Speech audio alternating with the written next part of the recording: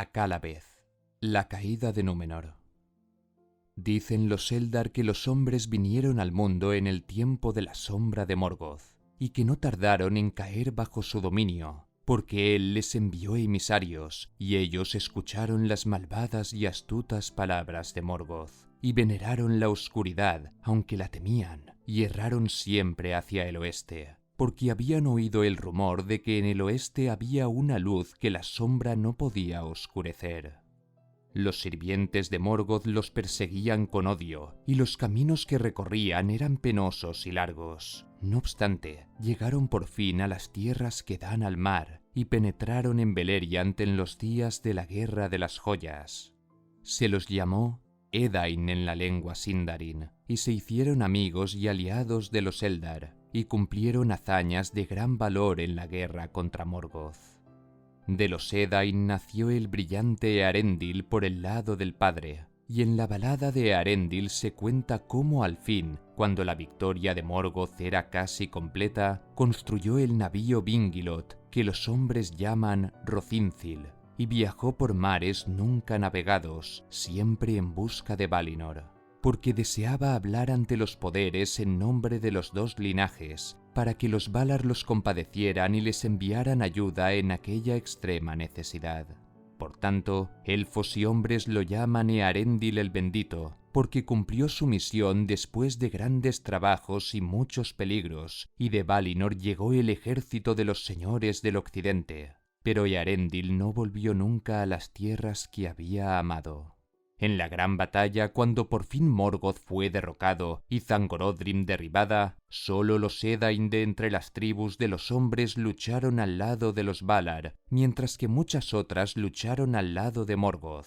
Y después de la victoria de los señores del occidente, los hombres malvados que no fueron destruidos escaparon de vuelta al este, donde muchos de esa raza erraban todavía en las tierras baldías, salvajes y proscritos, sin atender a las convocatorias de los Valar, ni tampoco a las de Morgoth. Y los hombres malvados se mezclaron con ellos y les echaron encima una sombra de miedo, y ellos los escogieron como reyes. Entonces los Valar abandonaron por un tiempo a los hombres de la Tierra Media que no habían hecho caso de las convocatorias y que habían elegido a los amigos de Morgoth como amos, y los hombres habitaron en la oscuridad y fueron perturbados por muchas criaturas malignas que Morgoth había concebido en los tiempos de su dominio. Demonios y dragones y bestias deformes y los orcos impuros, que son una penosa imagen de los hijos de Ilúvatar. Y la suerte de los hombres fue desdichada. Pero Manwë derrocó a Morgoth y lo expulsó del mundo al vacío que hay fuera de él, y no puede volver al mundo como forma visible mientras los señores del occidente ocupen todavía el trono. Pero las semillas que había plantado germinaban y crecían dando malos frutos si alguien cuidaba de ellas. Porque la voluntad de Morgoth duraba aún y guiaba a los sirvientes, impulsándolos a estorbar la voluntad de los Valar y a destruir a aquellos que la obedecían. Esto los señores del occidente lo sabían muy bien. Por tanto, cuando Morgoth hubo sido expulsado, se reunieron en consejo acerca de las edades que se sucederían luego. A los Eldar les permitieron volver al occidente, y los que habían escuchado las convocatorias vivieron en la isla de Eresia. Y hay en esa tierra un puerto que se llama Avalone, porque de todas las ciudades es la que está más próxima a Valinor, y la torre de Avalone es lo primero que divisa el marinero cuando por fin se acerca a las tierras imperecederas por sobre las leguas del mar. A los padres de los hombres de las tres casas fieles también se les concedieron ricas recompensas. Eonwë fue entre ellos y los instruyó, y se les dio sabiduría y poder, y una vida más larga que la de ningún otro mortal. Se hizo una tierra para que los Edain vivieran en ella, y que no era parte de la Tierra Media ni de Valinor, ni tampoco estaba separada de ellas por el ancho mar, pero estaba más cerca de Valinor. Fue levantada por Ose de las profundidades del agua inmensa, y fue fortalecida por Aule y enriquecida por Yavanna, y los Eldar llevaron allí flores y fuentes de Tol Eressëa. A esa tierra los Valar llamaron Andor, la tierra del Don. Y la estrella de Earendil brilló en el occidente como señal de que todo estaba pronto y como guía en el mar. Y los hombres se maravillaron al ver la llama plateada en los caminos del sol. Entonces los Edain se hicieron a la vela sobre las aguas profundas, detrás de la estrella, y los Valar pusieron paz en el mar por muchos días, y mandaron que el sol brillara, y enviaron vientos favorables, de modo que las aguas resplandecieron ante los ojos de los Edain como ondas cristalinas, y la espuma volaba como la nieve entre los mástiles de los barcos.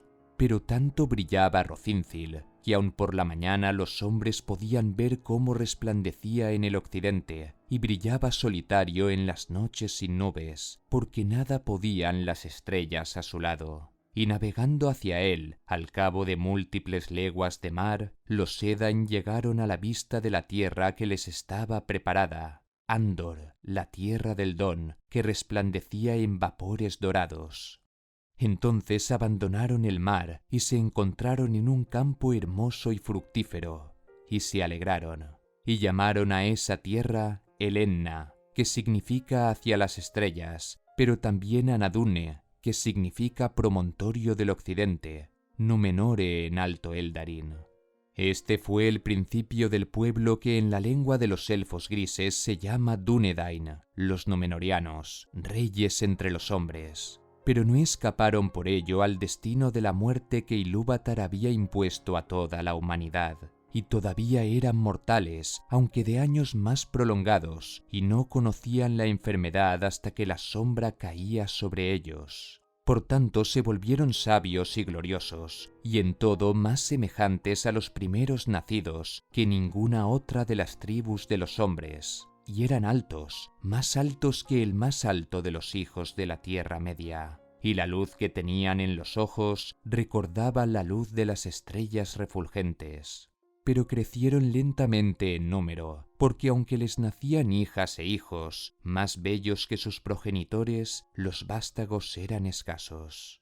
Antaño la ciudad principal y puerto de Númenor estaba en la costa occidental y se llamaba Andunie, porque miraba al sol poniente. Pero en medio de la tierra había una montaña alta y escarpada, y se llamaba Meneltarma, el pilar del cielo. Y sobre ella había una plaza elevada y abierta, que estaba consagrada a Eru Ilúvatar. Y en la tierra de los Númenóreanos no había ningún otro templo ni santuario. Al pie de la montaña se levantaban las tumbas de los reyes, y muy cerca, sobre una colina, estaba Arménelos, la más hermosa de las ciudades, y allí había una torre y una ciudadela construidas por Elros, hijo de Earendil, a quien los Valar designaron como primer rey de los Dúnedain.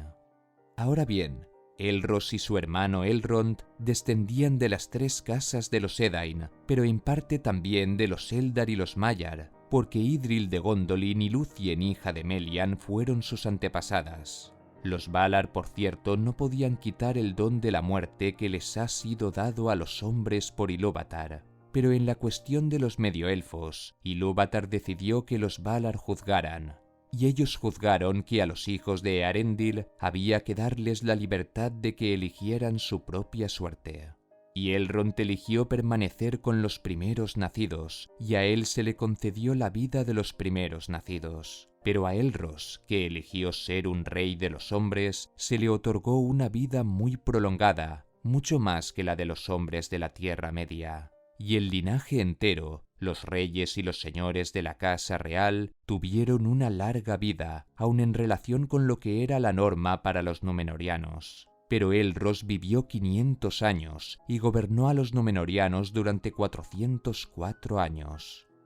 Así transcurrieron los años, y mientras la Tierra Media retrocedía y la luz y la sabiduría menguaban, los Dúnedain vivían bajo la protección de los Valar y unidos en amistad con los Eldar, y crecían en altura, tanto de mente como de cuerpo, porque aunque este pueblo todavía hablaba su propio idioma, los reyes y señores conocían y hablaban también la lengua élfica, que habían aprendido en los días de la Alianza, y por tanto aún conversaban con los Eldar, fuera con los de Eresia o con los del oeste de la Tierra Media. y los maestros de la ciencia aprendieron también la lengua alto Eldarin del Reino Bendecido, en la que muchas historias y cantos se preservaron desde el principio del mundo, e hicieron cartas y pergaminos y libros, y en ellos escribieron muchas cosas de sabiduría y de maravilla durante el apogeo del reino, todo lo cual está ahora olvidado. Así fue que además de sus propios nombres, todos los señores de los Númenóreanos tenían también nombres Eldarin, y lo mismo sucedía con las ciudades y hermosos sitios que fundaron en Númenor y en las costas de las tierras de Acuende. Porque los Dúnedain se convirtieron en maestros artífices, de modo que si lo hubieran querido podrían haber sobrepasado con facilidad a los malvados reyes de la Tierra Media en estrategia de guerra y en la forja de armas. Pero ahora eran hombres de paz. Por sobre todas las artes prefirieron la fabricación de barcos y la marinería, y se convirtieron en marineros como no volverán a verse desde que el mundo quedó menguado. Y viajar por el ancho mar fue la hazaña y la aventura principal de esos nombres atrevidos en los galanos días en que aún eran jóvenes. Pero los señores de Valinor les ordenaron que no perdiesen de vista las costas de Númenor si viajaban hacia el oeste, y durante mucho tiempo los Dúnedain estuvieron contentos, aunque no comprendían del todo la finalidad de esta prohibición. Pero el designio de Manwë era que los Númenóreanos no tuvieran la tentación de buscar el reino bendecido, ni intentaran sobrepasar los límites de su propia beatitud, y se enamoraran de la inmortalidad de los Valar y de los Eldar y las tierras en las que todo perdura. Porque en aquellos días Valinor estaba aún en el mundo visible, e Ilúvatar permitía que los Valar tuvieran en la tierra una residencia segura, un monumento a lo que podría haber sido si Morgoth no hubiera arrojado una sombra sobre el mundo. Esto lo sabían perfectamente los Númenóreanos, y en ocasiones, cuando el aire estaba claro y el sol en el este, miraban y avistaban allá lejos al oeste el blanco resplandor de una ciudad en una costa distante, y un gran puerto y una torre, porque en aquellos días los Númenóreanos tenían la vista aguda. Aún así, solo los de ojos más penetrantes podían contemplar esta visión desde el Meneltarma o desde algún barco de alta arboladura que hubiera ido tan lejos hacia el oeste como les estaba permitido, porque no se atrevían a desobedecer la prohibición de los señores del occidente. Pero los más sabios de ellos sabían que esa tierra distante no era en verdad el reino bendecido de Valinor, sino Avalonne, el puerto de los Eldar en Eresia, el extremo oriental de las tierras imperecederas.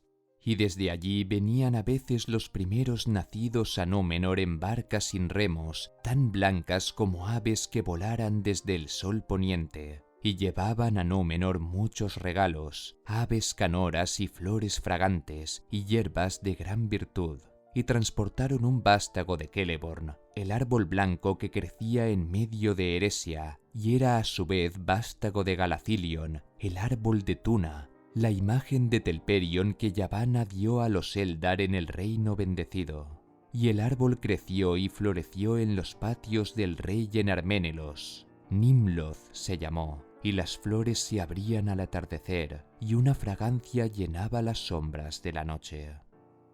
Fue así que a causa de la prohibición de los Valar, los Dúnedain de aquellos días navegaban siempre hacia el este y no hacia el oeste, desde la oscuridad del norte hacia los calores del sur, y más allá del sur hasta las oscuridades bajas, y se internaban aún en el mar interior, y viajaban alrededor de la Tierra Media, y atisbaban desde las elevadas proas las puertas de la mañana en el este.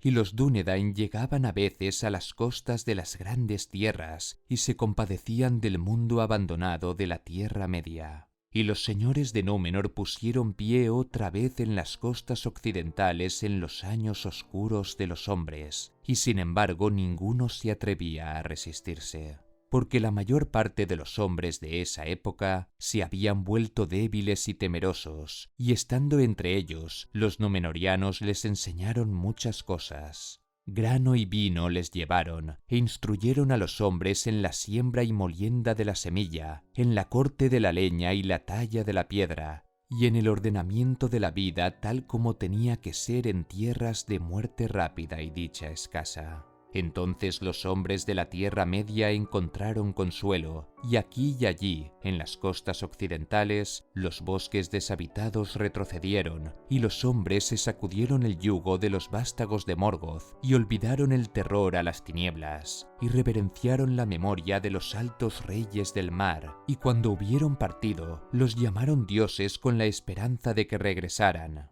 Porque por aquel tiempo los númenóreanos nunca se demoraban mucho en la Tierra Media, ni edificaban allí habitación propia. Por fuerza tenían que navegar hacia el este, pero sus corazones se volvían siempre hacia el oeste. Ahora bien, este anhelo crecía con los años, y los númenóreanos empezaron a mirar con deseo la ciudad inmortal que asomaba a la distancia, y el sueño de una vida perdurable, para escapar de la muerte y del fin de las delicias, se fortaleció en ellos. Y a medida que crecían en poder y en gloria, estaban más intranquilos, porque aunque los Valar habían recompensado a los Dúnedain con una larga vida, no podían quitarles la fatiga del mundo que sobreviene al fin, y morían, aun los reyes de la simiente de Eärendil, y tenían una vida breve ante los ojos de los Eldar. Así fue que una sombra cayó sobre ellos, en la que tal vez obrara la voluntad de Morgoth que todavía se movía en el mundo. Y los númenóreanos empezaron a murmurar, en secreto al principio, y luego con palabras manifiestas, en contra del destino de los hombres, y sobre todo contra la prohibición que les impedía navegar hacia el occidente. Y decían entre sí: ¿por qué los señores del occidente disfrutan de una paz imperecedera, mientras que nosotros tenemos que morir e ir a no sabemos dónde, abandonando nuestros hogares y todo cuanto hemos hecho? Y los Eldar no mueren, aun los que se rebelaron contra los señores. Y puesto que hemos dominado todos los mares y no hay aguas demasiado salvajes o extensas para nuestras naves, ¿por qué no podemos ir a Avalone y saludar allí a nuestros amigos? Y había otros que decían: ¿por qué no podemos ir a Aman y gustar allí siquiera un día la beatitud de los poderes? ¿Acaso no somos importantes entre los pueblos de Arda? Los Eldar transmitieron estas palabras a los Valar, y Manwë se entristeció, pues veía que una nube se cernía ahora sobre el mediodía de Númenor, y envió mensajeros a los Dúnedain, que hablaron severamente con el rey y a todos cuantos estaban dispuestos a escucharlos acerca del destino y los modos del mundo. El destino del mundo, dijeron, solo uno puede cambiarlo, el que lo hizo. Y si navegarais de tal manera que burlando todos los engaños y las trampas llegaseis en verdad a Aman, el reino bendecido, de escaso provecho os sería. Porque no es la tierra de Manwë lo que hace inmortal a la gente, sino que la inmortalidad que allí habita ha santificado la tierra. Y allí os marchitaríais y os fatigaríais más pronto, como las polillas en una luz demasiado fuerte y constante. Pero el rey le preguntó: ¿y no vive acaso Eärendil, mi antepasado, o no está en la tierra de Aman? A lo cual ellos respondieron: sabéis que tiene un destino aparte, y fue adjudicado a los primeros nacidos que no mueren, pero también se ha ordenado que nunca pueda volver a las tierras mortales, mientras que vos y vuestro pueblo no sois de los primeros nacidos, sino hombres mortales, como os hizo Ilúvatar. Parece, sin embargo, que deseáis los bienes de ambos linajes, navegar a Valinor cuando se os antoje y volver a vuestras casas cuando os plazca. Eso no puede ser. Ni pueden los Valar quitar los dones de Ilúvatar. Los Eldar, decís, no son castigados, y ni siquiera los que se rebelaron mueren. Pero eso no es para ellos recompensa ni castigo, sino el cumplimiento de lo que son. No pueden escapar, y están sujetos a este mundo para no abandonarlo jamás mientras dure, pues tienen su propia vida. Y vosotros sois castigados por la rebelión de los hombres, decís, en la que poco participasteis. Pero en un principio no se pensó que eso fuera un castigo, de modo que vosotros escapáis y abandonáis el mundo, y no estáis sujetos a él, con esperanza o con fatiga. ¿Quién, por lo tanto, tiene que envidiar a quién?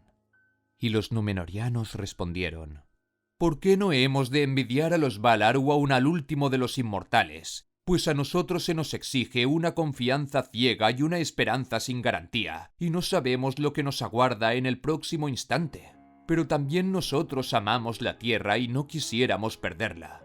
Entonces los mensajeros dijeron: en verdad los Valar no conocen que ha decidido Ilúvatar sobre vosotros, y él no ha revelado todas las cosas que están por venir. Pero esto sabemos de cierto, que vuestro hogar no está aquí, ni en la tierra de Aman, ni en ningún otro sitio dentro de los círculos del mundo. Y el destino de los hombres que han de abandonar el mundo fue en un principio un don de Ilúvatar. Se les convirtió en sufrimiento solo porque los cubrió la sombra de Morgoth, y les pareció que estaban rodeados por una gran oscuridad, de la que tuvieron miedo. Y algunos se volvieron obstinados y orgullosos, y no estaban dispuestos a ceder hasta que les arrancasen la vida. Nosotros, que soportamos la carga siempre creciente de los años, no lo comprendemos claramente. Pero si ese dolor ha vuelto a perturbaros, como decís, tememos que la sombra se levante una vez más y crezca de nuevo en vuestros corazones. Por tanto, aunque seáis los Dúnedain, los más hermosos de los hombres, que escapasteis de la sombra de antaño y luchasteis valientemente contra ellos, os decimos: cuidado, no es posible oponerse a la voluntad de Eru, y los Valar os ordenan severamente mantener la confianza en aquello a que estáis llamados, no sea que pronto se convierta otra vez en una atadura y os sintáis constreñidos. Tened más bien esperanzas de que el menor de vuestros deseos dará su fruto. Ilúvatar puso en vuestros corazones el amor de Arda, y él no siembra sin propósito. No obstante, muchas edades de hombres no nacidos pueden transcurrir antes de que ese propósito sea dado a conocer, y a vosotros os será revelado, y no a los Valar. Estas cosas sucedieron en los días de Tar-Kiryatan, el constructor de barcos, y de Taratanamir, su hijo, y eran hombres de mucho orgullo y codiciosos, e impusieron tributo a los hombres de la Tierra Media, tomando ahora antes que dando. Fue a Taratanamir al que hablaron los mensajeros, y era el 13º rey, y en sus días el reino de Númenor tenía más de 2000 años y había alcanzado el cenit de la bienaventuranza, si no todavía el del poder. Pero a Atanamir le disgustó el consejo de los mensajeros y les hizo poco caso, y la mayor parte del pueblo lo imitó, porque deseaban escapar a la muerte mientras aún estaban con vida, sin dejar nada a la esperanza. Y Atanamir vivió hasta muy avanzada edad, aferrándose a la existencia más allá del fin de toda alegría. Y fue en esto el primero de los Númenóreanos, rehusándose a partir hasta que perdió el juicio y la virilidad, y negando a su hijo la corona del reino en el tiempo adecuado, porque los señores de Númenor acostumbraban a casarse tarde, y partían, y dejaban el mandato a sus hijos cuando éstos alcanzaban la edad de la plenitud, de cuerpo y de mente. Entonces Tarancalimón, hijo de Atanamir, fue el rey, y era de igual temple, y en sus días el pueblo de Númenor se dividió. La mayor de las dos partes fue llamada los hombres del rey, y eran gente orgullosa, y se apartaban de los Eldar y los Valar. Y la parte menor se llamó los Elendili, los amigos de los elfos, porque aunque en verdad se mantenían fieles al rey y a la casa de Elros, deseaban conservar la amistad de los Eldar, y escucharon el consejo de los señores del occidente. No obstante, ni siquiera ellos, que se daban a sí mismos el nombre de los fieles, escaparon por entero a la aflicción común, y la idea de la muerte los perturbaba.